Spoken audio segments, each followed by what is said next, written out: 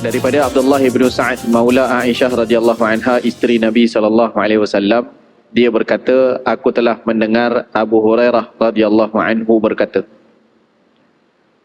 seorang hamba sahaya itu apabila dia mentaati akan tuannya, maka sesungguhnya dia telah mentaati Allah Subhanahu wa taala.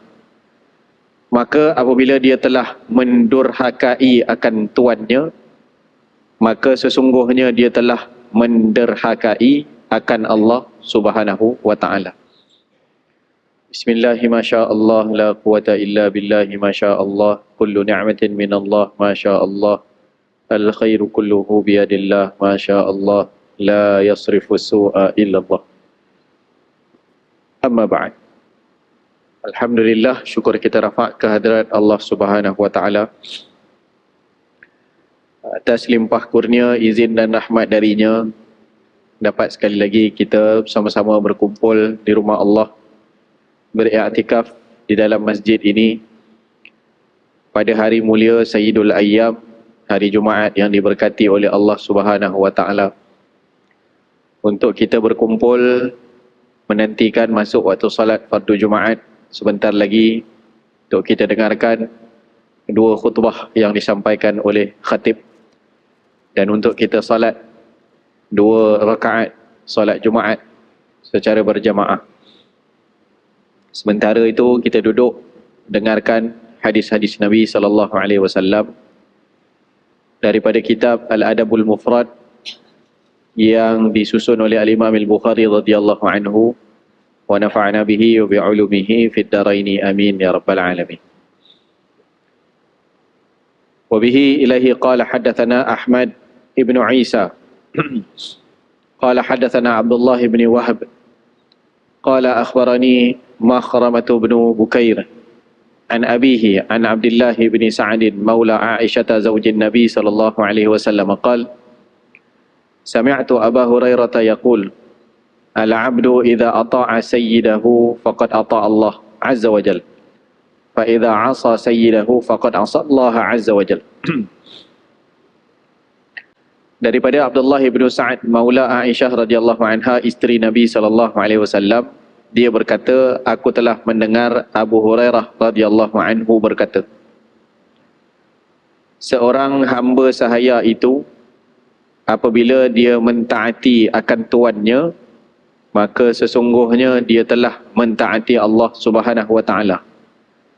Maka apabila dia telah mendurhakai akan tuannya, maka sesungguhnya dia telah menderhakai akan Allah Subhanahu wa taala. Maka begitulah Allah Subhanahu wa taala menjadikan kehidupan kita. Ada yang memimpin, ada yang dipimpin. Maka apabila kita diletakkan oleh Allah Subhanahu wa taala di bawah kepimpinan seseorang, maka hendaklah kita mentaati kepada pimpinan tersebut, dan hakikatnya ia adalah suatu perkara bagi membuktikan ketaatan kita kepada Allah Subhanahu wa taala. Seorang isteri contohnya diletakkan di bawah pimpinan suaminya, ya, maka isteri kena taat pada suami sebagai bukti dia taat pada Allah, ya. Seorang makmum dalam solat, ya, adalah diletakkan di bawah pimpinan imam solat itu, ya, maka hendaklah dia mentaati imamnya ketika mana dia mengerjakan solat itu, ya. Dan begitulah dikiaskan, ya, pada semua perkara. Anak contohnya, ya, diletakkan di bawah pendidikan ataupun pimpinan daripada ibu dan bapanya, maka anak dia tidak boleh menderhakai kepada ibu dan ayahnya. Orang yang derhaka kepada ibu dan ayah, maka hakikatnya dia juga menderhaka kepada Allah. Dia mustahil jadi, ya, isteri yang dia tak taat pada suami dia, maknanya dia taat pada Allah. Tak jadi. Anak yang derhaka pada mak ayah, maksudnya dia taat pada Allah. Dia tak jadi. Begitulah juga, ya, Nabi kita sallallahu alaihi wasallam mengatakan, ya, bahawa Dalam hadis yang ini Abu Hurairah yang menyatakanlah bahawa hamba itu kalau dia taat tuan dia, maka dia taat Allah. Kalau dia durhaka pada tuan dia, maka dia juga menderhakai Allah Subhanahu wa taala. Kerana dia tak tunaikan amanah yang Allah Taala berikan pada dia. Jadi hamba ni kalau dia lari daripada tuan dia ataupun daripada rumah tuan dia, dia lari itu dikira dia menderhaka, ataupun dia sedang melakukan maksiat kepada Allah sebenarnya, walaupun urusannya adalah dia lari daripada tuan dia. Dia telah lakukan satu penderhakaan. Kalau dia bermusafir jauh, kita tahu dalam hukum permusafiran, orang yang musafir itu dia tak boleh ambil rukhsah musafir, iaitu jamak qasar, kalau perjalanannya itu perjalanan maksiat. Jadi kalau hamba tadi lari daripada rumah, jauh dia, walaupun dia lari itu lebih 2 marhalah, dia nak buat jamak qasar, tak boleh. Sebab apa tak boleh? Sebab perjalanannya itu sedang perjalanan maksiat, iaitu dia lari daripada tuan dia. Tak boleh buat jamak qasar. Jadi seseorang hamba yang taat kepada tuannya, hakikatnya dia adalah hamba yang taat kepada Tuhannya. Hamba yang taat pada tuannya adalah hamba yang taat pada Tuhan dia. Ada satu kisah di zaman Al-Imam Asy-Syafi'i rahimahullah. Seorang lelaki dia datang ke masjid, dia cari, nampak macam keadaan dia tu tercari-cari sesuatu lah. Jadi Al-Imam Asy-Syafi'i rahimahullah datang pada lelaki tersebut dan tanya, kamu cari hamba kamu kamu cari hamba kamu ke? Jadi dia kata, ya tuan. Hamba kamu tu orang kulit hitam ke? Ya tuan. Hamba kamu tu dia ada tanda di wajah dia tu, ada tanda pada pipi kanan dia ke? Ya tuan. 3 dah tu. Tahu kan? Ni Imam Syafi'i, orang yang ada firasat yang sangat hebat. Jadi kata Imam Syafi'i rahimahullah, kamu cuba pergi tengok, cari dia dekat penjara. Dia ada dekat sana. Jadi anak-anak murid Imam Syafi'i rahimahullah yang tengok gurunya tadi, rasa takjub lah. Macam mana tuan guru tahu kan? Nampak dia cuma masuk masjid, macam mencari-cari sesuatu. Ditanya tu tepat. Cari hamba ke? Ya. Hamba kulit hitam ke? Ya. Dia ada tanda pipi kanan? Ya. Pergi tengok kat penjara. Jadi anak murid tanyalah kepada Al-Imam Asy-Syafi'i, macam mana boleh tahu tu? Hebat sangat. Jadi kata Imam Syafi'i rahimahullah, aku lihat orang itu tadi, dia tercari-cari orang-orang yang sedang berbaring di dalam masjid. Dia tengok sorang-sorang. Kemudian aku lihat pula dia datang tengok tu, bila dia tengok ke wajah, dan aku dapati dia hanya pergi kepada orang-orang berbaring itu yang berkulit hitam saja. Yang kulit putih dia tak datang tengok. Maknanya dia pergi, ada mungkin 5-6 orang tu, dia pergi tengok hak yang kulit hitam. Jadi aku tahu yang dia sedang cari orang yang berkulit hitam. Dan apabila sampai pada orang yang berkulit hitam tu, dia jenguk ataupun dilihat kepada bahagian pipi kanan, nak pastikan ini betul ke orangnya. Jadi disebabkan itu aku tahu bahawa dia sedang mencari hambanya yang berkulit hitam dan yang ada tanda di wajahnya di pipi kanan. Tak apalah. Jadi anak murid kata, tapi macam mana tuan guru tahu yang hamba dia tu tadi ada di penjara? Kata Imam Syafi'i rahimahullah, sebab hamba ni kalau datang ke masjid, dia duduk lama, maknanya dia memang duduk nak iktikaf lah. Tapi kalau dia cari tak jumpa, maknanya datang sekejap-sekejap saja. Biasanya dia datang ke masjid nak mencuri. Dia datang ke masjid nak mencuri saja. Jadi duduk kejap saja dan tak jumpa dia di situ, maknanya dia bukan nak iktikaf di situ. Jadi dia datang nak mencuri. Jadi dia dah tak ada kat masjid tu, kena tangkap dah tu. Jadi pergi tengok kat penjara lah.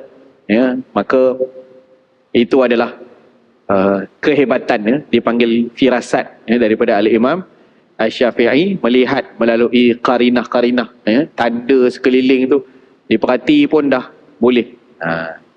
Kalau kita mungkin main teka-teka je. Kalau main teka-teka pun mungkin kena, mungkin tak kena lah. Tapi Imam Syafi'i rahimahullah, ya, memang antara yang hebat, ya, pada ilmu firasat. Banyaklah kisah-kisah yang berlaku, ya. Baik, jadi seorang hamba yang taat kepada tuannya, maka hakikatnya dia taat kepada Tuhannya. Bab yang ke-105, babu man ahabba an yakuna abdan. Bab pada menyatakan orang yang suka atau ingin menjadi hamba. Wa bihi ilahi qala haddatsana Ismail qala haddatsani Sulaiman ibnu Bilal an Yunus an Az-Zuhri an Sa'id ibn al-Musayyib an Abi Hurairah radhiyallahu anhu anna Rasulullah sallallahu alaihi wasallam qala al-'abdul muslimu idza adda haqqallah wa haqqa sayyidihi lahu ajran walladhi nafsu Abi Hurairah biyadihi laulal jihadu fi sabilillah wal hajju wa birru ummi la ahbabtu an amuta mamlukan.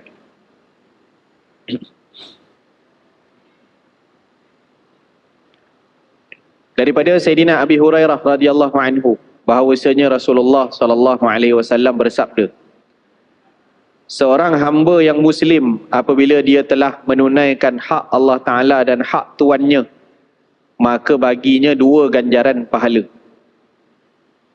Dan demi Allah yang diri Abu Hurairah di dalam kekuasaannya, kalaulah bukan kerana jihad fisabilillah, kalaulah bukan kerana haji dan berbakti kepada ibu, nescaya aku suka bahawa aku mati dalam keadaan menjadi hamba.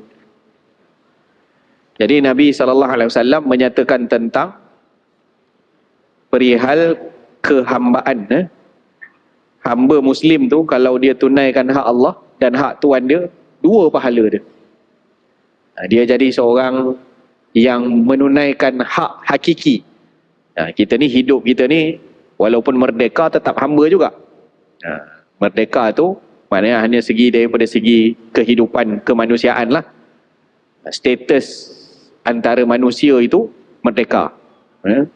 Ada orang yang statusnya hamba, tapi dia memahami status hakikinya, ya, bahawa dia adalah hamba Allah, maka dia tunaikan hak Allah, dan dia memahami status kemanusiaannya sebagai hamba kepada manusia, ya, maka dia tunaikan hak tuan dia, perintah tuan dia, dia tunaikan.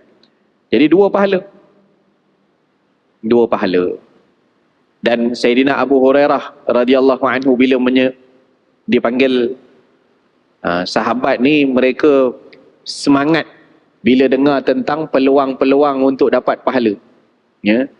Jadi kalau jadi hamba pun, walaupun pada pandangan manusia statusnya rendah, tak dipandang oleh orang lah hamba ni.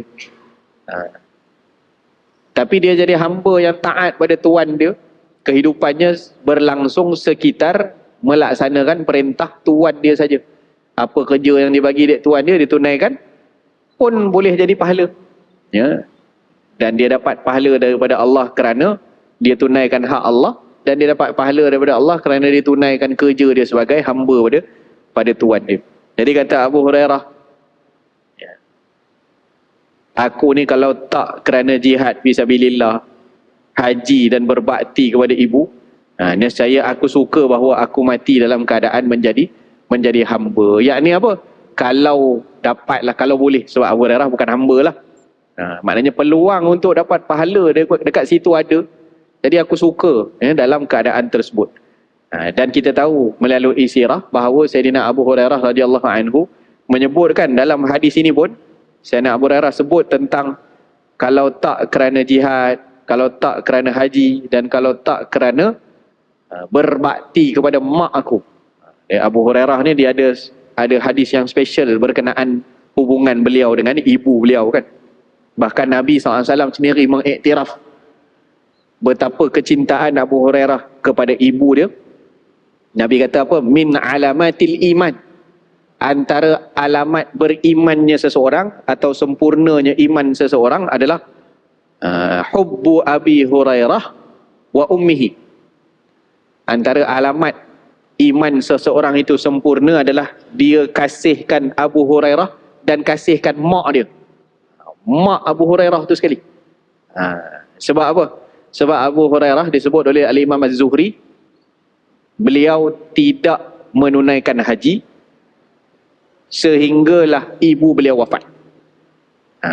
Jadi ini haji ni rukun Islam. Rukun Islam. Ya.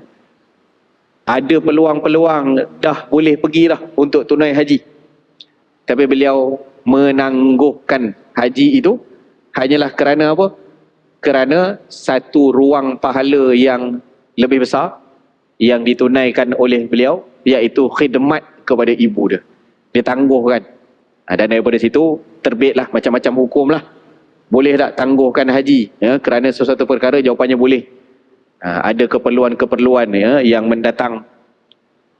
Mak tak apa sihat, sakit, nak jaga mak dulu. Mak dah tak ada, barulah dia pergi uruskan untuk tunaikan haji, ditangguhkan atas sesuatu urusan tadi. Ya, maka dia adalah kefarduan yang tempohnya panjang. Jadi tidaklah kewajipan itu datang maknanya kita kena tunaikan segera macam kewajipan solat. Solat pun dia ada juga kepanjangan dia, waktu lah. Macam waktu zuhur kan, ya, waktu asar, sampai ke waktu maghrib, boleh ditunaikan solat tu dalam tempoh waktunya. Jadi haji ni boleh ditangguhkan kalau ada perkara-perkara yang mendesak atau mendatang yang perlu dilaksanakan. Baik. Jadi Abu Hurairah sangat kasihkan kepada ibunya. Dalam sebuah hadis Abu Hurairah menyatakan, aku ni orang yang pandai bercakap. Kalau aku dakwah ni, tidak ada Majusi ataupun Nasrani ataupun Yahudi yang mendengarkan dakwah aku, melainkan mereka pasti akan masuk Islam. Ya. Kalau aku bercakap, orang akan mudah faham tentang agama dan mereka akan terima Islam. Tapi yang menyedihkan, ibuku masih belum diberi hidayah oleh Allah. Orang lain pakat masuk Islam belaka, tapi mengenangkan mak sendiri belum boleh terima. Jadi akhirnya macam-macam cara lah dah dicuba cakap pada mak, masih tak terbuka lagi hati. Lalu Abu Hurairah kata, aku pergi kepada Rasulullah sallallahu alaihi wasallam. Ya Rasulullah, ini perkara yang menyedihkan saya. Mak saya masih lagi belum dapat terima Islam. Tolonglah doakan agar ibu saya itu, saya sangat kasih pada mak saya. Kasihkan tu sampai apa? Kalau orang yang kasihkan di dunia ni tak sanggup berpisah dengan kekasih dia. Jadi dia tak dapat bayangkan macam mana nanti kalau ibunya mati dalam keadaan kufur, tak dapat untuk bersama-sama di akhirat, iaitu di dalam syurga.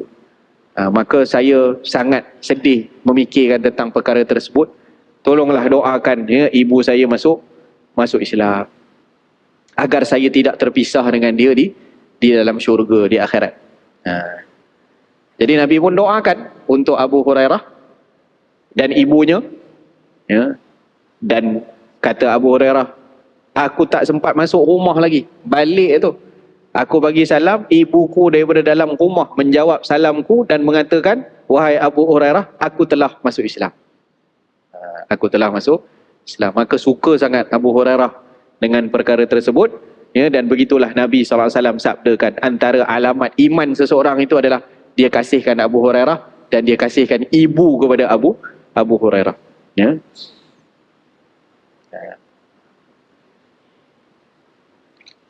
Jadi Abu Hurairah kata apa? Aku kalau boleh nak mati, aku suka sangatlah kalau mati dalam keadaan menjadi hamba. Secara zahirnya hamba secara hakiki lah, ya, mengetahui bahawa kedudukan kita semua adalah hamba kepada Allah Subhanahu wa taala, ya, dan mati bukan dalam kesombongan, ya, itu adalah bahagian daripada tanda ahli syurga. Bab yang ke-106, babu la yaqulu abdi, bab pada menyatakan jangan katakan hambaku, jangan panggil hambaku. Wa bihi ilahi qala hadatsana Muhammad ibn Ubaidillah qala hadatsani ibnu Abi Hazim anil Ala an abihi an Abi Hurairah radhiyallahu anhu anin Nabi sallallahu alaihi wasallam qala La yaqul ahadukum abdi amati, kullukum abidullah, wa kullu nisaikum ima Allah. Wal yaqul gulami jariyati wa fataya wa fatati. Daripada Abu Hurairah radhiyallahu anhu, daripada Nabi sallallahu alaihi wasallam, baginda sallallahu alaihi wasallam bersabda, janganlah seorang daripada kalian mengatakan hamba sahaya, hambaku, hamba lelakiku, hamba sahaya, hamba perempuanku. Dia kalimah bahasa Arab dia lah. Abdun tu hamba. Kalau hamba lelaki, kalau hamba perempuan, amatun, ya, amati, tambah ya nisbah belakang tu maknanya saya lah. Kataan bahasa Arab ni, untuk dhamir yang ditambah di belakang itu dengan dhamir, kalau na jadi nahnu, abduna maknanya hamba kami, kalau abdi maknanya hambaku. Apa-apa perkataan kalau kita tambah ya belakang kata nama, dia akan nisbah pada kita punya lah, ya.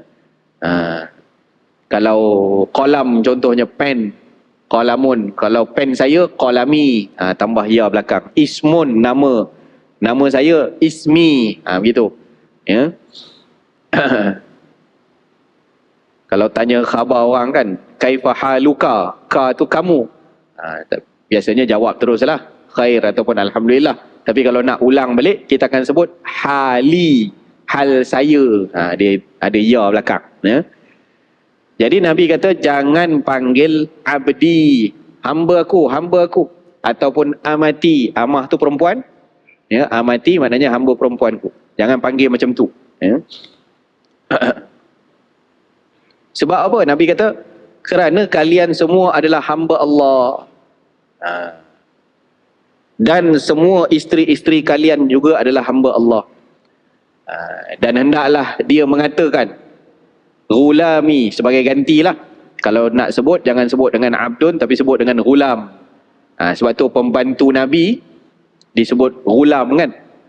Pembantu-pembantu Nabi yang kecil-kecil, yang muda-muda tu, dalam satu hadis kan Nabi sebut, ya, pada Ibnu Abbas ataupun pada Sayyidina Muaz, ya gulam, inni u'allimuka kalimat. Wahai budak, dia panggil budak kan. Pembantu-pembantu dia panggil gulam, ya, pembantu Nabi. Ataupun yang perempuan dipanggil dengan jariyah, jariyati, bukan dipanggil dengan amah, ya, amati. Ataupun fataya, wahai orang muda, ya, fataya, orang mudaku. Ataupun fatati, pemudiku, orang muda lelaki, orang muda perempuan. Jadi kata ulama, kenapa Nabi SAW larang untuk panggil dengan abdun tadi, abdi, hambaku, untuk kekalkan tawaduk.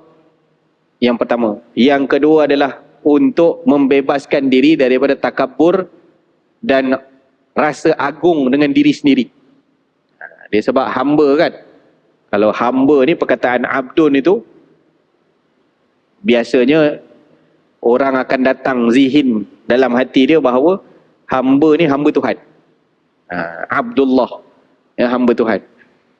Jadi bila dia gunakan perkataan yang sama, Tuhan menisbahkan kepada hamba-hambanya, iaitu dengan kalimah abdun, dia pun panggil hamba dia tu dengan abdun, maka itu akan lebih mendatangkan rasa mengagungkan, unsur pengagungan terhadap diri sendiri. Dia anggap macam Tuhan dengan manusia, Tuhan dengan hamba. Dia pun ada hamba, dia pun panggil hamba dia macam Tuhan panggil hamba dia. Macam tu. Jadi Nabi kata jangan duk panggil hamba kamu dengan abdi, ya. Kalau nak panggil, panggil budak, ya, ataupun pembantu, begitu. Jadi ini tujuan dia adalah supaya kita ni memilih, dia panggil tidak mengagungkan sesuatu yang tidak layak bagi makhluk untuk dia meletakkan pada diri dia sendiri. Hak tu biar Tuhan lah. Tuhan dia panggil hamba dia abdun, tak apa. Kita, hamba kita panggil pembantu, ya. Bab yang ke 107. Babu hal yaqulu sayyidi. Yang ni tadi cerita tuan panggil hamba, ini hamba pula panggil tuan dia. Babu hal yaqulu sayyidi. Bab pada menyatakan adakah boleh mengatakan sayyidi, tuan tuanku. Wa bihi ilaihi qala hadatsana Hajjaj ibn Minhal qala hadatsana Hammad ibn Salamah an Ayyub wa Habib wa Hisham an Muhammad an Abi Hurairah radhiyallahu anhu anin Nabi sallallahu alaihi wasallam qala la yaqulanna ahadukum abdi wa amati wa la yaqulanna al-mamluku rabbi wa rabbati wal yaqul fataya wa fatati wa sayyidi wa sayyidati kullukum mamlukun wa rabbullahu azza wa jalla. Daripada Abu Hurairah radhiyallahu anhu, daripada Nabi sallallahu alaihi wasallam, baginda sallallahu alaihi wasallam telah bersabda, janganlah seorang antara kalian sekali-kali berkata abdi ataupun amati sebagaimana yang disebut tadi, dan janganlah seorang hamba sekali-kali berkata rabbi. Dia panggil tuan dia Rabb.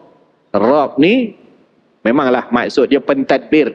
Alhamdulillahi rabbil alamin, segala puji bagi Allah, Rabb, Tuhan yang mentadbir. Kalimah Rabb tu asalnya pentadbir. Ataupun kalau perempuannya Rabbati. Apa istilah suri rumah. Suri rumah dalam bahasa Arab disebut Rabbatul Bait. Rabbatul, pentadbir rumah. Suri rumah, Rabbatul Bait. Jadi Nabi kata hamba tadi jangan panggil tuan dia Rabbi, ataupun Rabbati kalau tuan dia perempuan. Dan hendaklah dia berkata fataya wa fatati.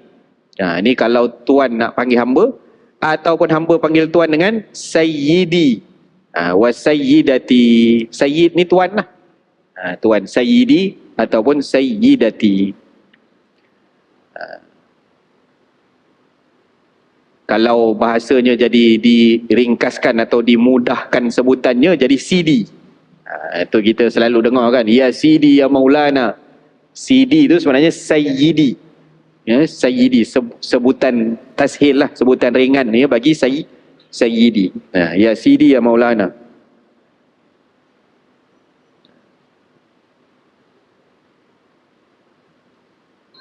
Kalau yang perempuan pula, Sayyidati tu dia akan jadi Siti.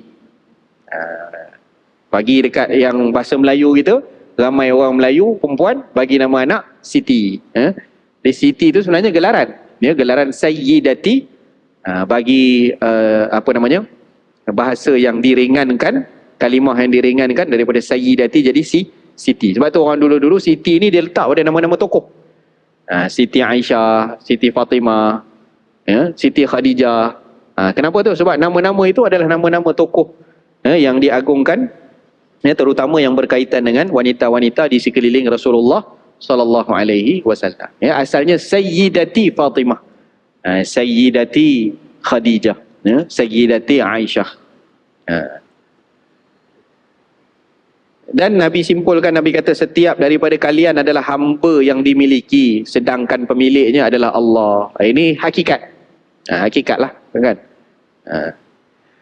Jadi kata syarih kepada hadis ini, Imam Malik rahimahullah ta'ala larang panggil ini finnida, pada panggilan direct. Kalau selain daripada panggilan direct tak apa, kita gunakan kalimah abdun ataupun kalimah Rabb itu. Dia bukan panggil direct. Dia bercakap dengan tuan dia tadi, wahai Rabb, ya Rabbi. Dia panggil ya Rabbi, begitu kan. Maulana Anwar Shah Al-Kashmiri rahimahullah kata ada dua sebab larangan ni. Yang pertama kerana lafaznya boleh menyebabkan penuturnya menjadi takabur. Kalau tuan tadi panggil hamba dia dengan abdi, dia berasa macam dia Tuhan pula. Walhal dia hanya tuan yang memiliki hamba yang sebagai jadi pembantu saja. Dan yang kedua adalah kerana intiqal adh-dhihni ila Allah. Kalau hamba tadi tu yang panggil tuan dia Rabbi pun rasa tak kena, sebab boleh jadi berpindah zihin hatinya tu tadi tu panggil Rabb ni kepada Tuhan. Jadi pun tak kena. Itu kalau kata Maulana Anwar Shah Kashmiri rahimahullah. Adapun Imam Bukhari letakkan hadis ini, tajuk dia bab hal yaqulu sayyidi, adakah boleh mengatakan sayyidi. Nabi pun sebut boleh mengatakan panggil tuannya dengan sayyidi. Tiba-tiba hari ini ada satu golongan, dia larang pula kita panggil ataupun sebut gelaran kepada baginda SAW dengan Sayyidina. Jadi nama Nabi itu kita tak sebut gitu saja. Kita sebut dengan gelaran memuliakan Nabi, ta'zim kepada Nabi SAW dengan Sayyidina. Allahumma, kita selawat, Allahumma salli ala Muhammad. Itu gelaran yang, itu selawat yang Nabi anjurkan. Tapi kita tambah dengan Sayyidina. Kenapa? Ta'zim kepada Rasulullah SAW. Hamba pun Nabi kata panggil tuan dia dengan Sayyid. Wahai tuanku. Ini hamba dengan tuan dia. Apatah lagi kita umat kepada Nabi kita SAW. Jadi elok ditambah gelar itu dengan Sayyidina. Allahumma salli ala Sayyidina Muhammad wa ala ali Sayyidina Muhammad. Ya. Adapun perbahasan kalau nak sebut kepada, kita panggil apa, nak nisbah kepada hamba tadi dengan kalimah abdun ataupun tuan kepada kalimah Rabb, boleh kalau bukan dia bercakap direct dengan tuan dia. Contoh dalam Quran ada surah Yusuf. Surah Yusuf ayat 42, Allah Ta'ala berfirman berkenaan dengan kisah Nabi Yusuf AS. Selepas daripada Nabi Yusuf AS tafsirkan mimpi orang dalam penjara tu, maka Nabi Yusuf pun sebut pada orang tu, udhkurni inda rabbik, kamu tolong sebutkan cerita ataupun kisah aku ni kepada Rabbik, Tuan kamu. Jadi Nabi Yusuf guna kalimah Rabb. Fa'ansahu syaitan zikra rabbihi falabitha fis sijni bid'a sinin. Tapi orang tadi lepas dia keluar daripada penjara, dia dilupakan dek syaitan untuk dia sebutkan pada Rabbihi, pada Tuan dia. Nampak? Dia guna kalimah Rabb. Jadi Rabb ni bukanlah guna untuk manusia, untuk Tuhan saja, juga sebenarnya boleh digunakan untuk manusia. Cuma dalam hadis ni Nabi larang hamba tadi dia panggil tuan dia tu direct saja, ya Rabbi. Tapi kalau nak guna perkataan itu untuk keadaan lain, maka itu diperbolehkan. Dalam masa yang sama menyadari bahawa kita adalah hamba semuanya kepada Allah Subhanahu wa ta'ala. Wallahu ta'ala a'la wa a'lam. Sallallahu ala sayyidina Muhammadin wa ala alihi wa sahbihi wa baraka wa sallam. Assalamualaikum warahmatullahi wabarakatuh.